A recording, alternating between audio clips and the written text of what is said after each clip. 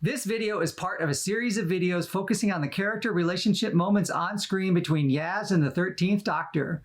If you'd like to start at the beginning, click the link in the corner. Otherwise, welcome to the next video.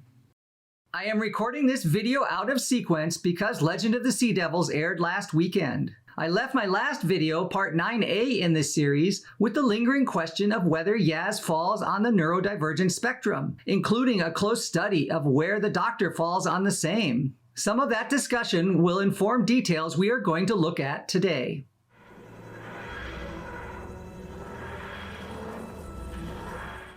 At the start, Yaz has put a great deal of effort into helping Dan dress for the situation. She has a background passion for over-the-top clothing, whether for herself or, in this case, for Dan. What are you wearing? What she gave me. Yaz is proud of her work. She didn't dress Dan to make fun of him or to make him look silly. Too much. Way too much. She's experiencing it for the sake of the outfit and the opportunity, and whether it is too much is irrelevant. She said nautical would suit me. At least you didn't bring the hook. In fact, it takes her several more minutes into the episode before she acknowledges how out of place it is when they first meet Madam Ching. On a side note, the Doctor starts the episode saying they were 400 years off from their target location in time. What location in the early 1600s required Yaz and the Doctor to put on this culturally influenced clothing, but would need Dan to be dressed for a seafaring journey? Later in the episode, the Doctor suggests that she may in fact have been looking for the lost treasure of Flor de la Mar and Ji Hun. Very curious. Rule 1. Don't wander off. Why didn't you stop him? Why is it my fault? He's a grown man. These two are really good at relationship banter, and now they have a mystery to pursue. We find out what happened to Ji Hun, maybe pick up the lost treasure, zoom back to bargain with Madam Ching, and track down those sea devils. And I'm sure the Doctor is looking for any excuse to go off on a side quest alone with Yaz. Plus, she wants to show off for Yaz since she now knows that Yaz likes her. Do you see how quick that was? And we're bang on. Come on. Tell me you're impressed. The Doctor is heavy-handed with her technique. She's clearly not very good at flirting with this incarnation. Not a bad date, am I?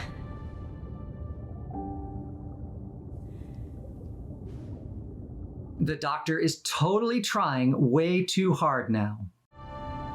Not a bad date, am I? This moment is so awkward for both of them. The Doctor doesn't know how to flirt, but neither does Yaz. It's either not there at all, or it's all too much there. And especially for Yaz, she's just not ready to go there. But now she's been backed into a corner and she has to deal with it, even though she'd rather avoid it. Yaz doesn't have the skills to deflect or change the subject. So she has no choice but to answer honestly.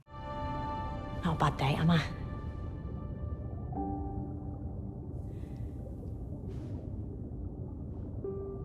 No. Two personalities who just don't know how to connect on the topic of their emotional attachment to each other. Something's missing. Not only is something missing about their destination, but something is missing in the moment that just happened. Something's missing.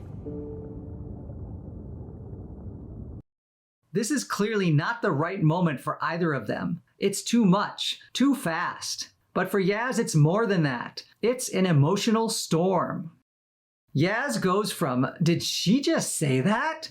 to immediately second-guessing herself, not believing what she just heard. Because of the diversion, she thinks that she misread something. Yaz is visibly swallowing her tears right now. The emotional turmoil goes on for a full minute. Let's look at Mandip Gill's performance throughout. She's visibly thrown when the doctor says the word date, then grapples with that terror before deciding to be direct and honest by responding, "No, not a bad date at all." Then the doctor runs away from the moment, distracted in doctor fashion about the missing wreckage, and Yaz spends the rest of that scene sinking into the bottom of the ocean herself, becoming her own lost treasure of Flor de la Mar. Yaz gets criticized for not having enough moments on screen, for not being part of some stories, and even the performer gets frequently trolled for alleged shortage of acting chops or talent. Yet, here she is, riding this moment from terror to joy to crushing collapse, and she carries it through the entire scene, never dropping the emotional moment for a second. This is what good performance is about. This is what makes Mandip an exceptional performer. This moment right here. The only thing able to throw her out of it is an existential threat to their lives as the Hua Shen comes up from below the ocean bottom. After that moment, Yaz and the doctor are out of sync with their usual banter, their natural ability to be 100% on the same page as the other in a crisis. What do you know of Gion? We know you and he were in league. We know you're the cause of his ship sinking. So what have you done with the treasure? I was keeping all that in reserve. Sorry. I forgive you. Yaz is now trying to impress the doctor and ends up giving away their secrets to the Sea Devils. Damp. Bit cramped. Damp cramped. You talk to secure yourself time to think. All right. Don't need the analysis. Anyway, who says that you're right?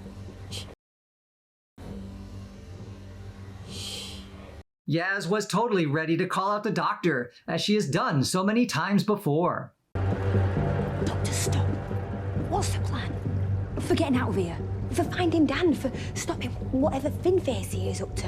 I'm going to keep him talking so he reveals himself.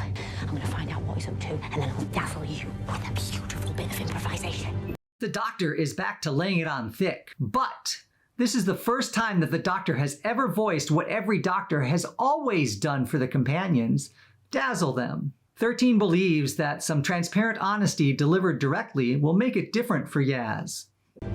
You mean there's no plan? Early days. Yaz wishes 13 would get back to being her real self, rather than this performative 13. Plus, Yaz is still a mess from all the emotional processing. When the Sea Devil leaves, Yaz finally gives the doctor a look of acknowledgement. Yes, you are impressing me, as you always do. Even though things are awkward right now, Yaz still loves the doctor. Yes, with me.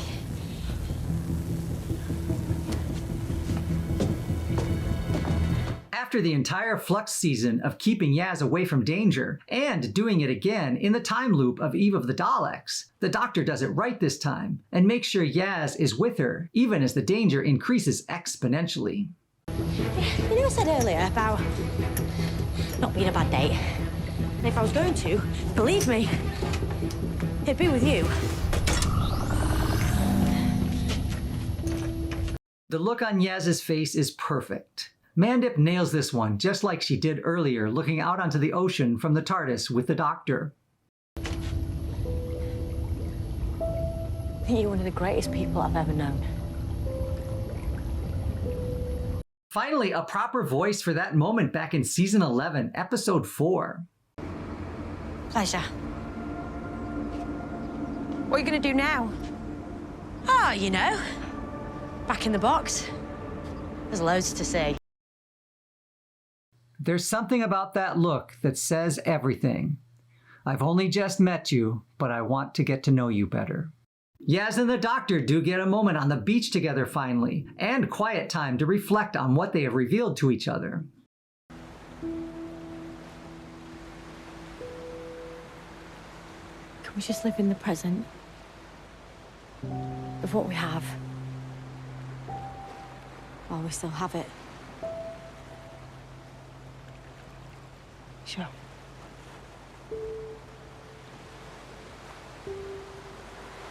I don't think Yaz has any idea what she would do if she and the doctor were to have a romance. She has little to no experience with it. But she does know that everything she has shared with the doctor was special enough as it is, and that she doesn't need more, even if she might want more. I wish this would go on forever.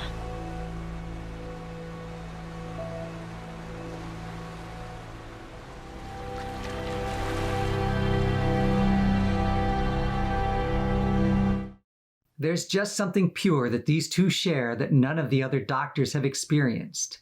That's what makes this moment something to savor. That's what makes this relationship unique. I'll be happy with this resolution to carry us through Jodie's final episode. I love how we keep getting moments where the follow-through should be a kiss between Yaz and the Doctor. The first one was at the end of the Flux season, where they expressed the need to be more honest with each other and the tension of both wanting to be emotionally vulnerable. If Dan hadn't interrupted, they surely would have kissed. At the bottom of the ocean in this episode, before the Doctor got distracted by the missing shipwreck, that should have been a kiss, or would have if there was no interruption. And finally, here at the end, sitting at the beach, they both want to give in to this moment, but they know they can't. I'll see you next time as we continue to parse out relationship moments between Yaz and the 13th Doctor in the following episodes. Click the link in the corner for the next video, or find links in the description to all parts of the series.